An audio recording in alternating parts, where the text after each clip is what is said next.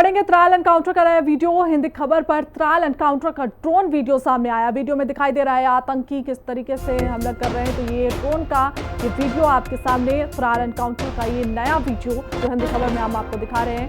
देखिए किस तरीके से आतंकी हमले हुए। ये वीडियो सबसे पहले हिंदी खबर में वीडियो में ये आतंकी दिखाई दे रहा है। त्राल एनकाउंटर का एक नया वीडियो आपके सामने।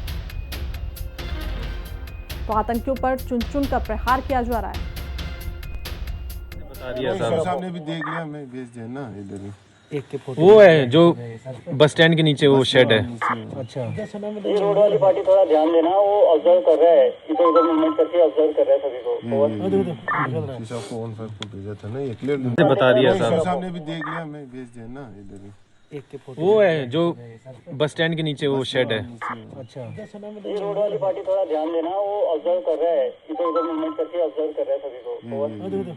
शीशा को ऑन करके भेजा था ना, ये क्लियर बता दिया साहब ने भी देख लिया, मैं भेज दिया ना इधर ही।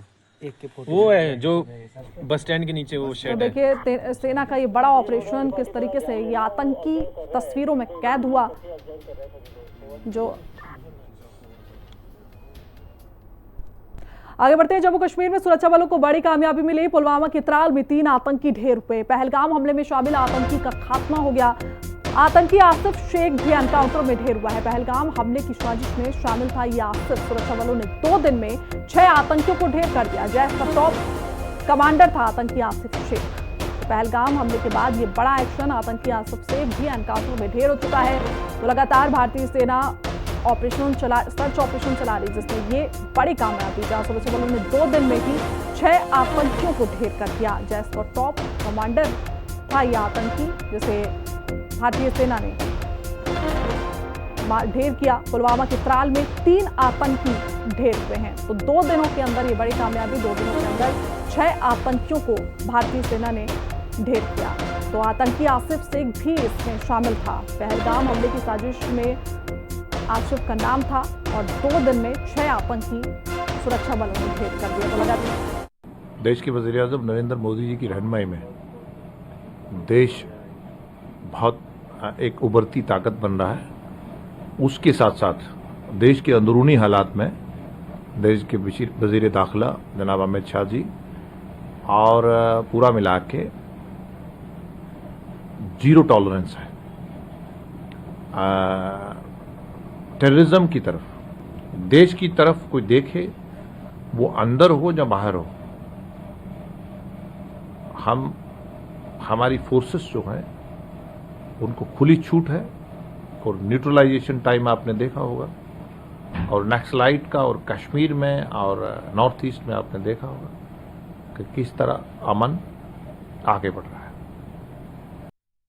भारत पूरा कोशिश करेगा कि पूरे वर्ल्ड के सामने पाकिस्तान का जो कुछ चेहरा बचा है उसे सामने लेके आए, और आतंकवाद जो पाकिस्तान फैक्ट्री जिसने लगा रखी है वर्ल्ड के सामने रखे, और खासकर टीआरएफ जिसने जिम्मेदारी ली है उसको हर दृष्टि से पूरे वर्ल्ड के पैमाने पे कैसे बैन करके उसको कैसे सख्त से सख्त सजा दी जाए, और पाकिस्तान कैसे आतंकवाद को रोके, उसके लिए इस पूरे प्रचार को लेकर के पूरी अपनी बात को वर्ल्ड के सामने लेकर के यूएन और पूरे वर्ल्ड के हर प्लेटफार्म पे इस बात को रखेगा, ताकि आने वाले समय में बिल्कुल पाकिस्तान का चेहरा बेनकाब हो जाए। इससे साफ दिखाई देता है कि हमारी सेनाएं, हमारी पुलिस और हमारी सारी रक्षा एजेंसियां पूरी तत्परता के साथ मौजूद हैं, और कहीं पर किसी प्रकार का भी यदि कोई इंसिडेंट कोई करता है तो ठोक कर के उसको जवाब देने की क्षमता रखती है। और इसीलिए ये घटना हुई है। जो भी हमारी एजेंसियां इसमें लगी थी, मैं उनको बधाई देता हूँ। भारत की वीर सेना और सुरक्षा बलों को सलाम व सलूट, जो लगातार आतंकवादियों को कब्रों में पहुंचा रहे हैं। जिन्होंने हमारे निहत्थे निर्दोषों की हत्या की, वो बख्शे नहीं जाएंगे। लगातार हमने आतंकवादियों की आयु, उनके नेतृत्व को कम किया है, और उनके सरगनाओं को भी मिट्टी में मिलाया है। ये नया भारत है, जो जीरो टॉलरेंस ऑन टेररिज्म पर वचनबद्धता से काम कर रहा है।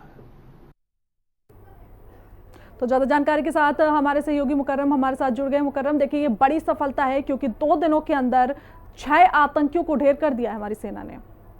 जी, 2 दिनों में 6 आतंकियों, 3 लश्कर तैयबा और 3 जैश मोहम्मद के जो है उनको खत्म कर दिया गया है। जी। एक एनकाउंटर पहले शुपियन में हुआ जिसमें चीफ ऑपरेशनल कमांडर लश्कर तैयबा का और तीनों टेररिस्ट जो है वो कश्मीर के थे, उनको खत्म किया गया और वहां से भारी तादाद में सामान को रिकवर किया गया है।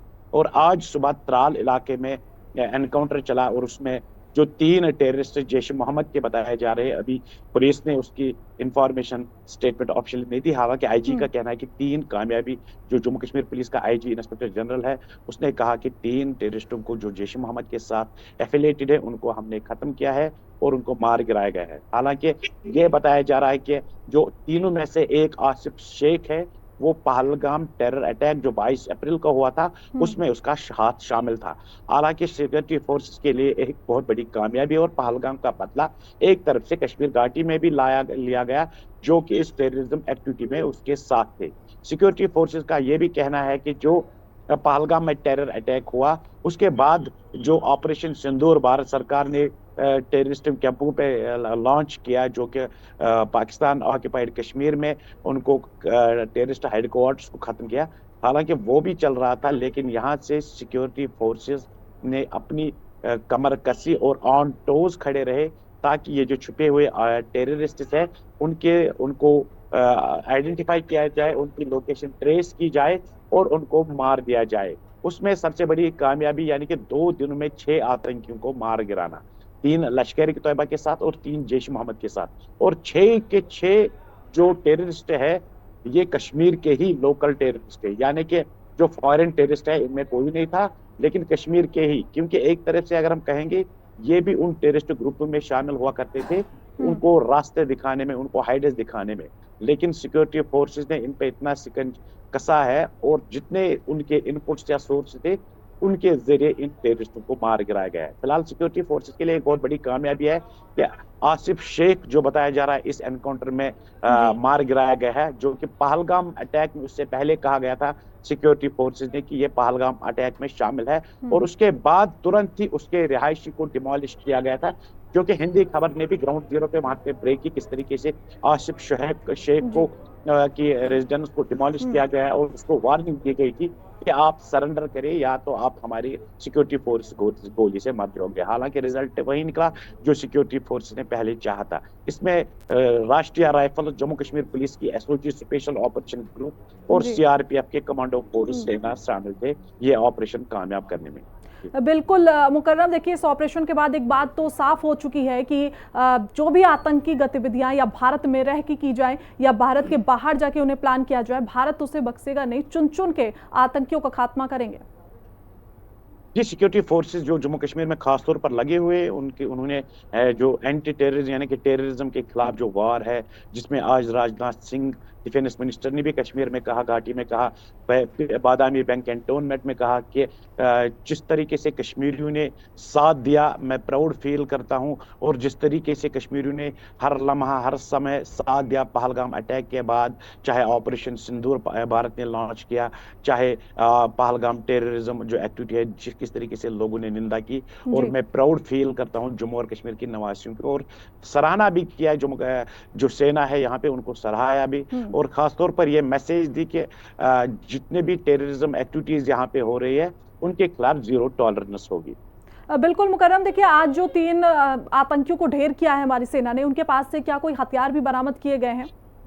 फिलहाल जो एरिया है वो कॉर्डन ऑफ है, सर्च ऑपरेशन चल रहा है क्योंकि ड्रोन्स के जरिए इस जगह को आइडेंटिफाई कर रहे हैं कि कोई एम्यूनेशन ना हो वहां पे। फिलहाल बॉडीज को रिट्रीव कर रहे हैं वहां से और उसके बाद पहले सैनिटाइज करेंगे और उसके बाद जो एम्यूनेशन होगा वहां पे इन टेररिस्टों का वो निकाला जाएगा और फिर जी। खबरें सामने आएगी। और फिलहाल आईजी का कहना है कि एक बहुत बड़ी कामयाबी है सिक्योरिटी फोर्सेस। बिल्कुल मुकर्रम, देखिए हमारी सेना लगातार चुन चुन कर आतंकियों का खात्मा कर रही है। फिलहाल तमाम जानकारी के साथ जुड़ने के लिए आपको बहुत बहुत शुक्रिया। आगे बढ़ते हैं।